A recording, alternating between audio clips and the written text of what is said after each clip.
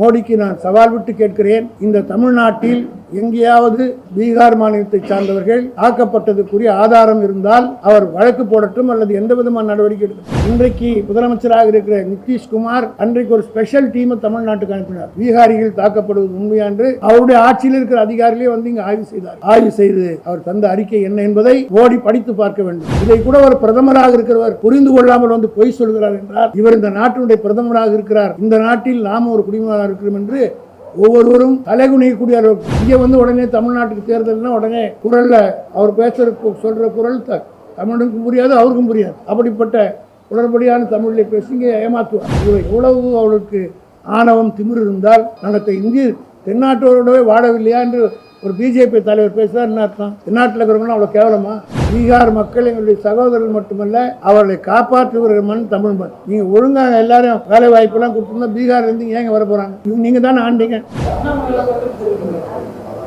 நான் தமிழர்களை பற்றி பேசுகிறேன். அண்ணாமலை எந்த காலத்தில் உண்மை பேசியிருக்காரு? அவர் நான் பல முறை சொல்லியிருக்கேன். உயிரோடு இருக்கிற வீராசாமி செத்து விட்டாருன்னு சொல்லுவார். காளிகம்பாள் கோயிலுக்கு வீரர் சிவாஜி வந்துட்டு 1963 வந்துட்டு போனாருன்னு சொல்லுவார். அவர் மேலே பல குற்றச்சாட்டுகள் அவர் இருக்குது. அவங்க கட்சிக்காரங்களை கொடுத்துக்கிட்டு இருக்காங்க. அதை பற்றியெல்லாம் அவர் இதை பற்றிலாம் பேச ஒரு யோகியே கிடையாது. அந்த மாநிலத்தில் இந்தியா கூட்டணி வெற்றியை நோக்கி சென்று கொண்டிருப்பதை தாங்கிக் கொள்ள முடியாமல் வழக்கமாக அவர் செய்கின்ற பொய் பிரச்சாரத்தை நேற்றைக்கு பீகாரிலும் அரங்கேற்றியிருக்கிறார். அங்கே அவர் பேசுகிற போது பீகார் மாநிலத்து மக்கள் மத்தியிலே தமிழர்கள் மீது ஒரு அவநம்பிக்கையும் ஒரு விரோத மனப்பான்மையும் ஏற்படுத்துகிற வண்ணம் அவருடைய பேச்சு அமைந்திருக்கிறது. நீங்கள் எல்லாம் ஊடகக்காரர்கள், தமிழ்நாட்டை சுற்றி வரக்கூடியவர்கள், தமிழ்நாடு அமைதி பூங்காவாக இன்றைக்கு பல வடநாட்டை சார்ந்தவர்கள், அவர் உத்தரப்பிரதேசாக இருந்தாலும் சரி, பீகாராக இருந்தாலும், ஒரிசாவாக இருந்தாலும் பல பேர் தமிழ்நாட்டிலே இன்றைக்கு நிம்மதியாக வாழ்ந்து கொண்டிருக்கிறார் என்பதை நீங்கள் அனைவரும் மிக நன்றாக அறிவீர்கள். ஆனால் பொய் பிரச்சாரத்தின் மூலமாக வாக்குகளை பெற்றுவிடலாம் என்ற குறுகிய மனப்பான்மையில் ஒரு பிரதமர் ஒருமைப்பாட்டை பாதுகாக்க வேண்டியவர். பிளவுகள் இருந்தாலும் பிளவுகளை சரி செய்ய வேண்டிய இடத்தில்தான் பிரதமர்கள் இருக்க வேண்டும். தமிழ்நாட்டிலே ஒரு சாதாரண நகராட்சி உறுப்பினருக்கு கூட இப்படிப்பட்ட எண்ணம் வராது. ஜாதியின் பெயராலோ, மொழியின் பெயராலோ, மதத்தின் பெயராலோ, மாநிலத்தின் மீதா வாரியாக பிரச்சனைகளை பேசுகின்ற குறுகிய மனப்பான்மை தமிழ்நாட்டிலே இருக்கக்கூடிய எந்த கட்சியை சார்ந்தவர்களாக இருந்த கவுன்சிலர் கூட வராத ஏற்படாத ஒரு எண்ணம் இன்றைக்கு பாரத பிரதமருக்கு ஏற்பட்டு அவர் அந்த பிரச்சாரத்தை செய்திருக்கிறார். இது முதலல்ல. ஒவ்வொரு சட்டமன்ற தேர்தலிலும் ஆங்காங்கே போய் இப்படி புழுகு மூட்டைகளை அவிழ்த்து விடுவது பாரதிய ஜனதாவுக்கு கைவந்த கலை. அதில் குறிப்பாக மோடி அவர்களுக்கும் அமித்ஷாவுக்கும் அவர்கள் இருவரும் ஒருவரை ஒருவர் மிஞ்சுகிற வகையில் பொய் சொல்லுவதிலே வல்லவர்கள். இதேபோல்தான் ஒடிசாவிலே சட்டமன்ற தேர்தல் நடந்தபோது என்ன சொன்னார்? பூரி ஜெகந்நாத்துடைய சாவி தமிழ்நாட்டுக்கு இருக்கிறது என்று தமிழர்களெல்லாம் திருடர்களைப் போல அந்த ஒடிசா மக்கள் மத்தியிலே சித்தரித்து காட்டினார். அதை மிஞ்சுகிற வகையில் அமித்ஷா சொன்னார், இங்கே வி.கே. பாண்டியன் என்கிற ஒரு தமிழன் தான் இங்கே ஆட்சி புரிகிறார். ஒரிசாவில் இருக்கிற உங்களுக்கு கொஞ்சம் கூட வெட்கம் இல்லையா, மானம் இல்லையா? ஒரு தமிழ்நாட்டுக்காரன் தான் இந்த மாநிலத்தை ஆள வேண்டுமா என்று கேட்டவர் அமித்ஷா என்பதை இந்த நாடு மறந்து விடாது.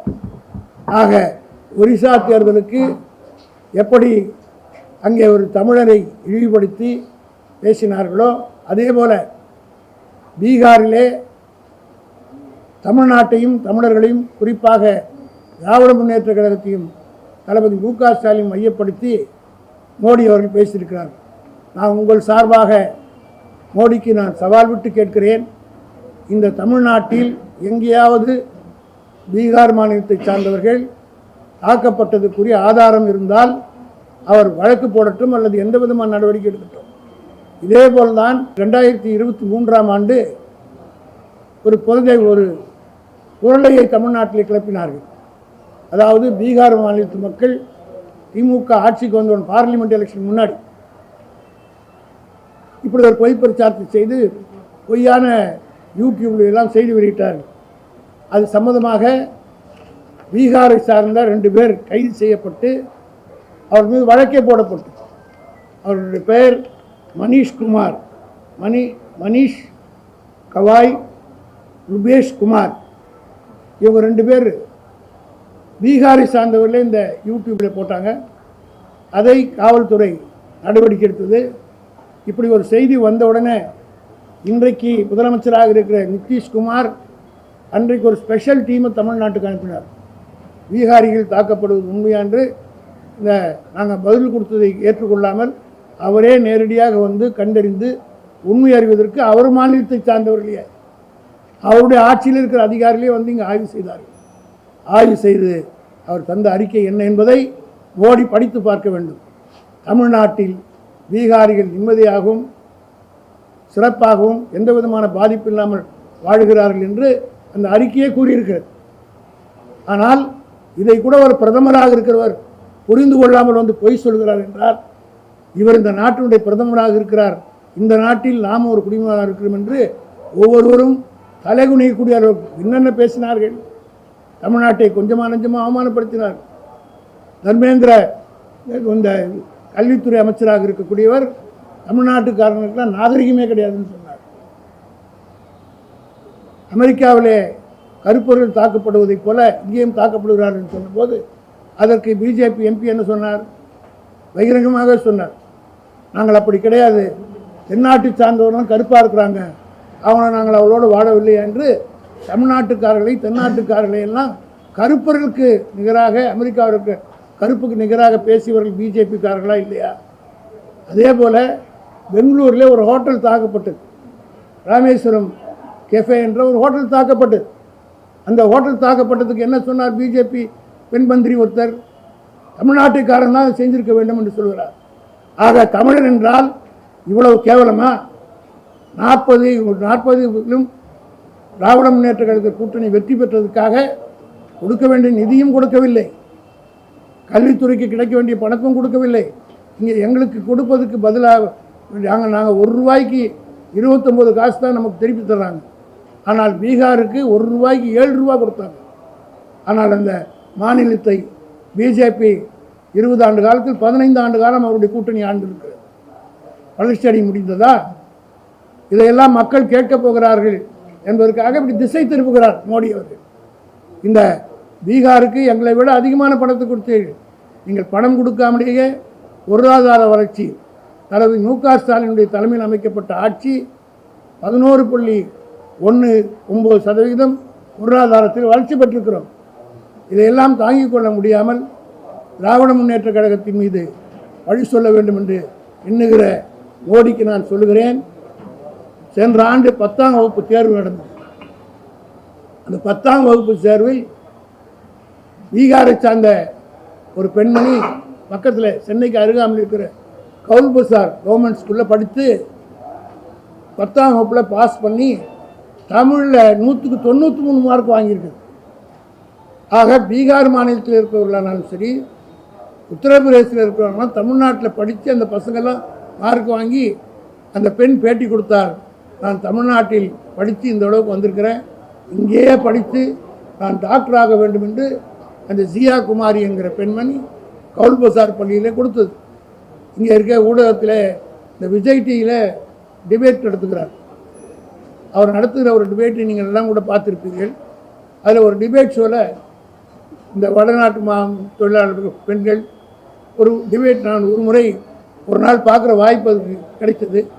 அப்படி பார்க்குற போது ஒரு பெண்மணி கொரோனா நேரத்தில் அவருடைய குழந்தைகள் பாதிக்கப்பட்டு மிகவும் உயிருக்கு போராடி கொண்டிருந்த நேரத்தில் தமிழ்நாட்டிலே பக்கத்து அக்கம் பக்கம் இருந்த தாய்மார்களாக வந்து அந்த குழந்தையை காப்பாற்றி இந்த 2 குழந்தைகளும் உயிரோடு இருக்கிறது என்று காட்டி சொன்னால் அதற்கு காரணம் தமிழ்நாட்டில் இருக்கக்கூடிய எங்களுடைய சகோதரிகள் என்று அந்த மாதிரி சொல்லிட்டு இன்னொன்று சொன்னாங்க. இது எங்கள் ஊரில் நடந்துதான் இந்த 2 குழந்தைய நான் எழுதியிருப்பேன். இது நான் வந்து சொல்லலை, இது வெளிப்படையாக விஜய் டிவியில் ஒளிபரப்பு செய்யப்பட்டது. இதையெல்லாம் தெரிந்து கொண்டு பேச வேண்டும் மோடி அவர்கள். ஏதோ ஒரு தேர்தலுக்காக இங்கே வந்து உடனே தமிழ்நாட்டுக்கு தேர்தல்னா உடனே குரலில் அவர் சொல்கிற குரல் தமிழுக்கும் புரியாது, அவருக்கும் புரியாது. அப்படிப்பட்ட உடற்படியான தமிழில் பேசி இங்கே ஏமாற்றுவார். ஆக தமிழ் மண் நாங்கள் வெளிப்படையாக இன்றைக்கும் சொல்லுவோம், இந்தியை திணிப்பை தான் நாங்கள் எதிர்த்தோமை தவிர எந்த காலத்திலும் இந்தியை எதிர்த்ததில்லை. இது அண்ணா காலத்திலிருந்து இன்று வரை நாங்கள் தெளிவாக பதில் சொல்லி வந்திருக்கிறோம். நாங்கள் இந்தி திணிப்பை எதிர்க்கிறோம் என்பதற்காக நாங்கள் இந்திக்காரர்களுக்கு விரோதி அல்ல. நீங்கள் இன்னும் எடுத்துக்கிட்டால் சென்னையில் நீங்கள் எடுத்துக்கிட்டிங்கன்னா 30 to 40% of the people are outsiders. தமிழ்நாட்டில் அது பிற மாநிலத்தை சார்ந்தவர்கள். அவர் வசதி வாய்ப்போடு இங்கே இருக்கிறார்களா இல்லையா என்பதை நீங்களே சர்வே எடுத்து போட்டு காட்டுங்க. சவுகார்பேட்டில் இருக்கிற சரி, மற்ற இடத்துல பங்களாக்கள் எல்லாம் வாழ்ந்து கொண்டு நிம்மதியாக இருக்கக்கூடிய தொழிலாளர்களும் நிம்மதியாக இருக்கிறார். எந்த விதமான கவலையும் இல்லாமல் இரவு நேரத்தில் 2 நெல்லூரில் கூட வேலை செய்து விட்டு போய் சாப்பிட்டு விட்டு போகிறார். இதெல்லாம் உங்கள் மாநிலத்தில் இருக்குதா? இவ்வளோ பாதுகாப்பாக ஆட்சி நடத்துகிற தளபதி மு.க. ஸ்டாலின் மீது திட்டமிட்டு பிரதமர் மோடி பேசியிருப்பதை திராவிட முன்னேற்ற கழகம் வன்மையாக கண்டிக்கிறது. இது தமிழருடைய பிரச்சனை. ஒவ்வொரு தமிழரும் இதை உணர்ந்து நிச்சயமாக மோடிக்கு எதிர்ப்பான கண்டன குரலை எழுப்புவார்கள். ஒவ்வொரு தேர்தலிலும்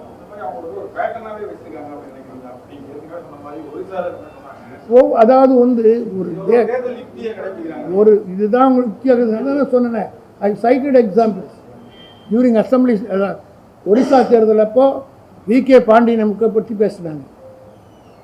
இப்போ பீகாரில் போய் அங்கே நாங்கள் தொழிலாளி பேசுகிறோம்னு சொல்கிறாங்க. ஆக பிரிட்டிஷ்காரர்களை தான் இவர் பிரித்தாளுகளான்னு சொன்னாங்க.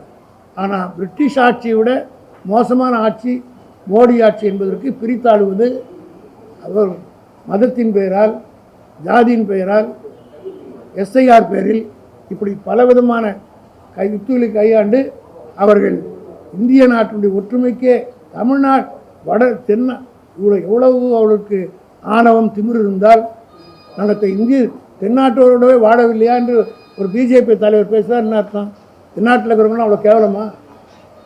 கருப்பருக்கு நிகராக நம்மளோட ஒப்பிட்டு பேசினார்களா இல்லையா? ஆக இவர்கள் தான் இப்படி செய்கிறார்களே தவிர பீகார் மக்கள் நிச்சயமாக ஏமாற மாட்டார்கள். தமிழ்நாட்டு மக்கள் எங்கிருந்து ஏமாற்ற முடியாதுன்னு அவருக்கு தெரியும். காரணம்னா பார்லிமெண்ட் எலெக்ஷன் 8 முறை மோடி வந்தார். தமிழ்நாட்டு பிரச்சாரத்துக்கு வரணுன்றதுக்காகவே அவர் போட்டியிட்ட வாரணாசி தொகுதி தேர்தலை கடைசி நாள் வச்சார். தேர்தலை 8 முறை தமிழ்நாட்டுக்கு வந்துட்டு போனார். 39-40 ஆட்சியுடைய தளபதிகளுடைய செல்வாக்கோ திமுக கூட்டணி செல்வாக்கோ குறையவில்லை.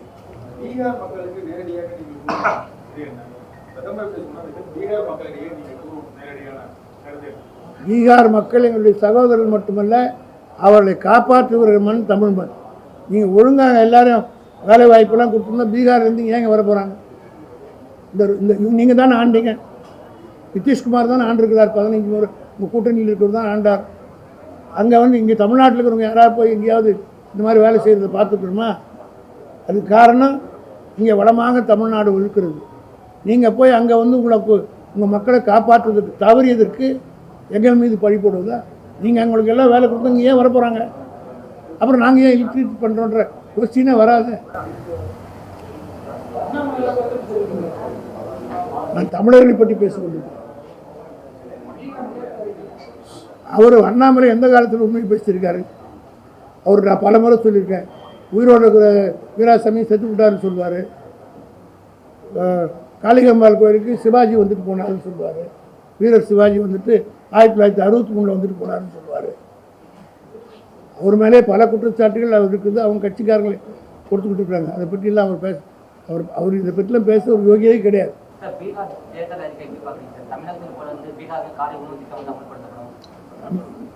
இனிமேல் இந்தியா பூரா மு.க. ஸ்டாலின் போட்ட திட்டங்கள் தான். இப்போ கேரளாவில் கூட இப்பொழுது வந்து அந்த உரிமைத் தொகை, கலைஞர் உரிமைத் தொகை நாங்கள் கொடுப்பதைப் போல அங்கே அமுல்படுத்த வேண்டும் என்று திட்டமிட்டு இந்தியாவுக்கே வழிகாட்டியாக இன்றைக்கு தளபதி மு.க. ஸ்டாலின் தான்.